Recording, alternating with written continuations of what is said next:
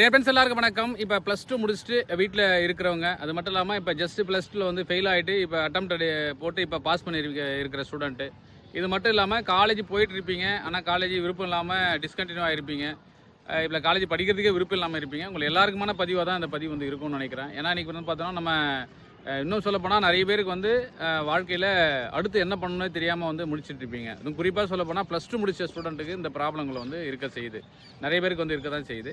இந்த வகையில் நம்ம +2 முடிச்சிட்ட அப்புறமா நமக்கு என்னென்ன இருக்குது அப்படின்னு சொல்லி பார்க்கும்போது நம்ம ஈஸியாக வந்து ஒரு கவர்மெண்ட் ஜாபுக்கு வந்து போகிறதுக்கான வாய்ப்பு வந்து அதிகமாக இருக்குது. அதுலேயும் குறிப்பாக ஆர்மி, அக்னிவீர், நம்ம SSC GD, அதுக்கடுத்து பார்த்தோன்னா நம்ம PC அண்டு SI இந்த இதில் வந்து கேட்டகரியில் பார்க்கும்போது நமக்கு ஆர்மி கேட்டகரி பொறுத்தவரையும் நமக்கு ரொம்ப ஈஸியாகவே போகலாம். இதில் குறிப்பாக வந்து என்ன அப்படின்னா, நம்ம ஆர்மிக்கு போகிறதுல ஆர்மிக்கு போகணும்னு நம்ம எப்போ நமக்கு விழிப்புணர்வு வருதோ அதுக்குள்ளே நம்ம அந்த ஏஜே வந்து கம்ப்ளீட் ஆகிருக்கும். சரி, அதாவது நம்ம +2 முடிச்சிலேருந்து அடுத்து ஒரு 3 வருஷம் இல்லை 2 வருஷம் நமக்கு வந்து 3 வருஷம் கண்டிப்பாக டைம் கிடைக்கும்.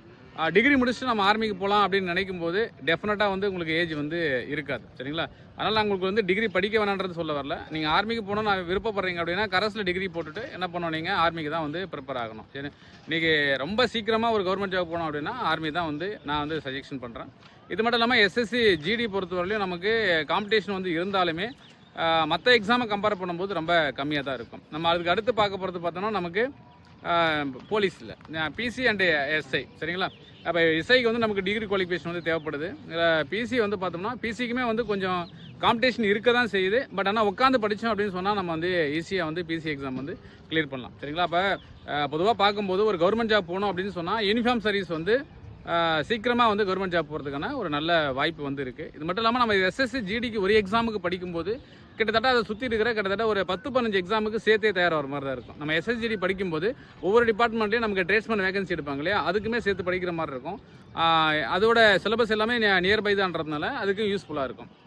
அது மட்டும் இல்லாமல் ரயில்வே எக்ஸாமுக்குமே அது வந்து யூஸ்ஃபுல்லாக வந்து இருக்கும். சரிங்களா? இந்த வகையில் நம்ம அகாடமியில் நம்ம என்ன பண்ணுறோம் அப்படின்னா, வரக்கூடிய 15 ஆகஸ்ட் அதாவது சுதந்திர தினத்தை முன்னிட்டு அந்த 1 டே மட்டும் ஒரு ஆஃபர் வந்து ப்ரொவைட் பண்ணுறோம்.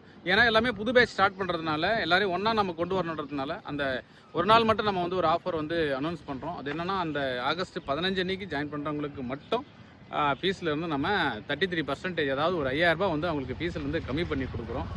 இதை விருப்பப்படுறவங்க நீங்கள் என்ன பண்ணணும் அப்படின்னு சொன்னால், நீங்கள் ஜாயின் பண்ணணும்னு நினைக்கிறீங்க அப்படின்னா நீங்கள் கமெண்ட்ஸில் ஜாயின் அப்படின்னு டைப் பண்ணுங்கள். சரிங்களா? Okay, thank you, all the best.